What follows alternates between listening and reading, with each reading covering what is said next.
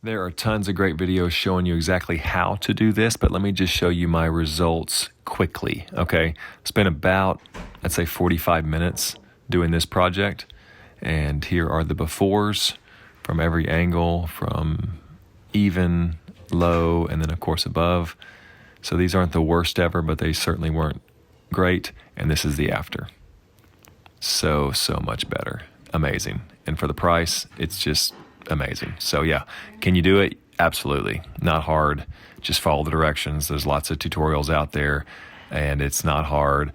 Most of the time, you're kind of wondering, is this actually going to work? You're going from a 500 grit to an 800 grit to a 3000 grit. In fact, let me show you one of the, right here. This is kind of what it looks like most of the time. You're just doing it and then wiping it off and then doing it and wiping it off and doing it and wiping it off, and then you get this. This is the other side. So yeah, just fantastic. This is a 9-year-old Honda Civic, and we are super amazed. Is it perfect? No, you can still probably pick out a detail here and there, but like, is it 100 times better? Absolutely. So yeah, this is great. Hope you enjoyed it. This is the quick review.